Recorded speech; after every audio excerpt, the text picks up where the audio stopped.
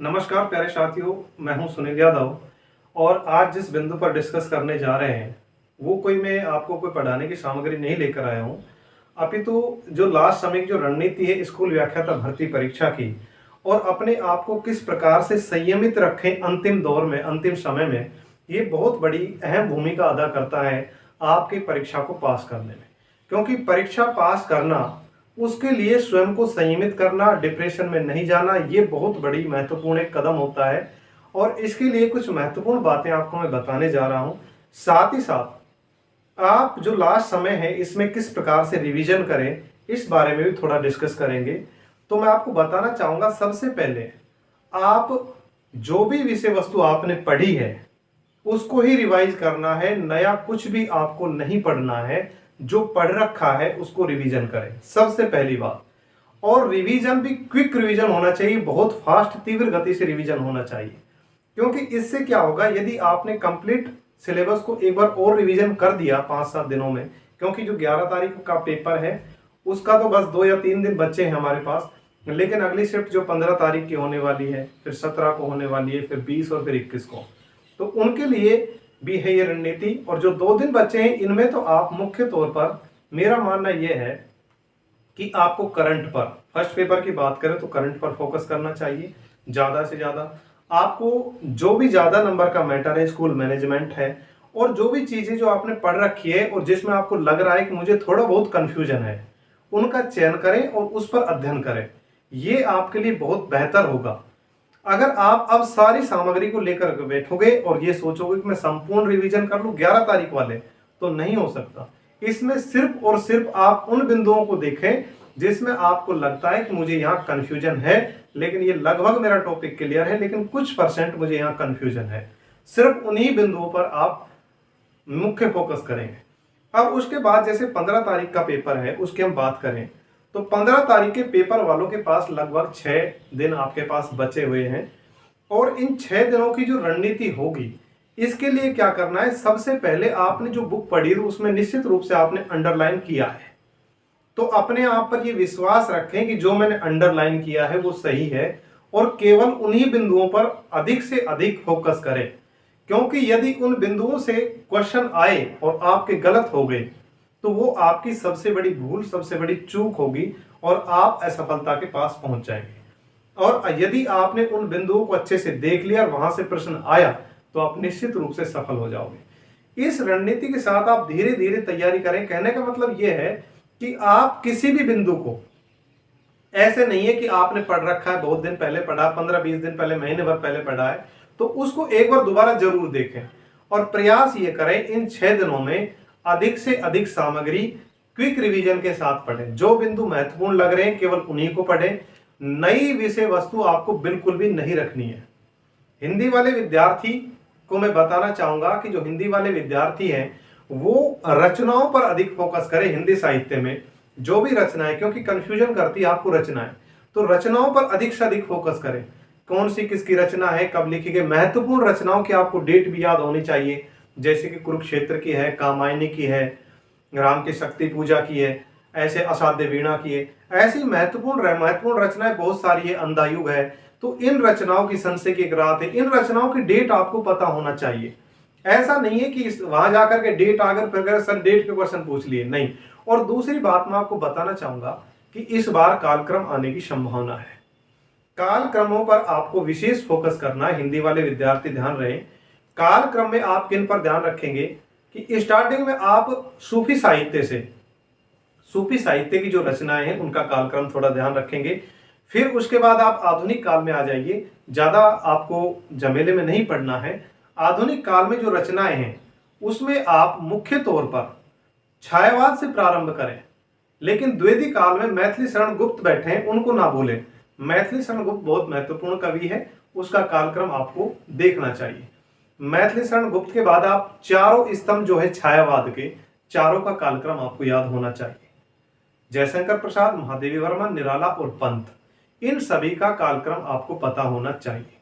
फिर उसके बाद आप प्रगतिवाद में आते हो, तो प्रगतिवाद में भी कुछ कालक्रम है, जैसे अग्रवाल जी का है, केदारनाथ अग्रवाल का, उनका कालक्रम देखें, और एक आध कवि है उनका कालक्रम देखें।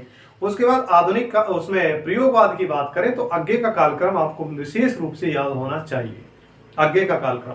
तो ये इस प्रकार से ज्यादा नहीं, उधर हरिवंश राय बच्चन का मैं भूल गया था आपको बताना, उत्तर छायावाद में, उत्तर छायावाद में हरिवंश राय बच्चन को देखें, रामधारी सिंह दिनकर को देखें, ये महत्वपूर्ण कवि है, इनका कालक्रम आपको याद रखना अनिवार्य है।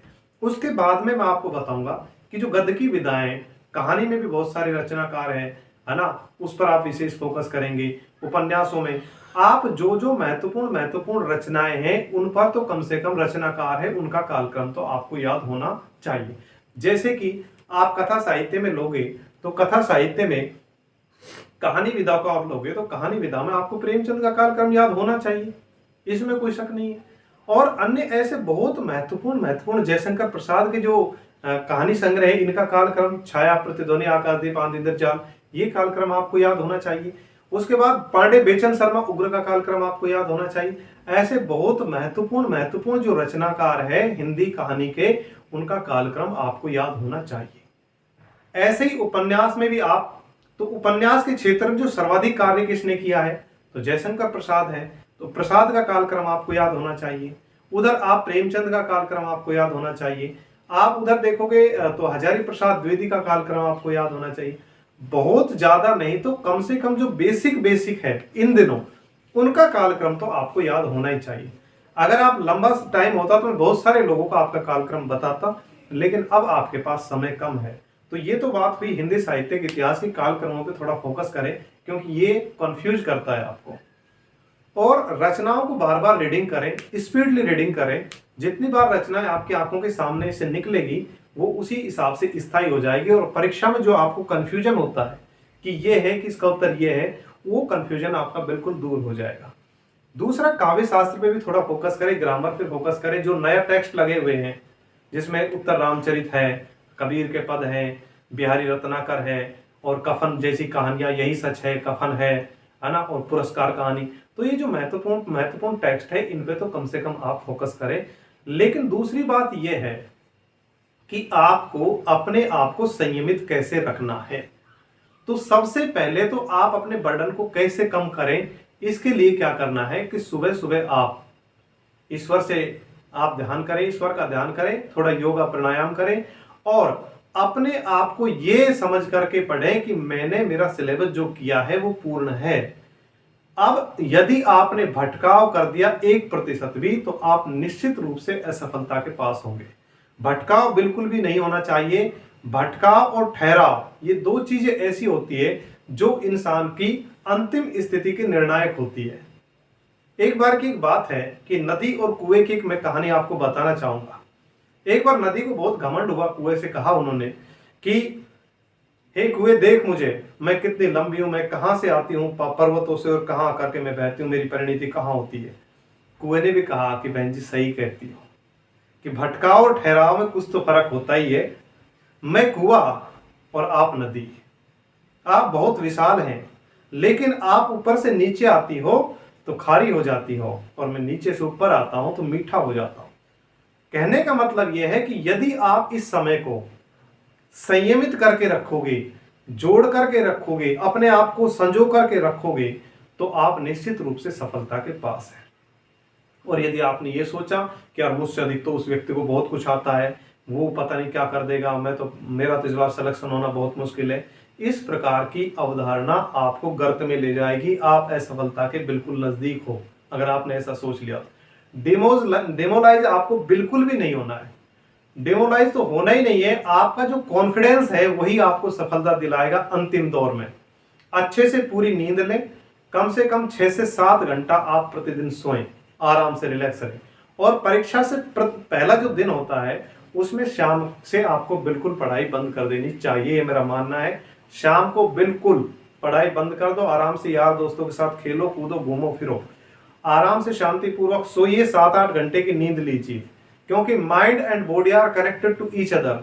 ये मस्तिष्क और आपका शरीर दोनों कनेक्ट है। यदि मस्तिष्क रिलैक्स रहेगा, यदि आपकी बॉडी रिलैक्स रहेगी तो मस्तिष्क अच्छा कार्य करेगा, और मस्तिष्क रिलैक्स रहेगा तो बॉडी अच्छा कार्य करेगी। इसलिए अंतिम दौर में अपने आप को अच्छे तरीके से संयमित रखें। धन्यवाद। Have a nice day. Thank you so much.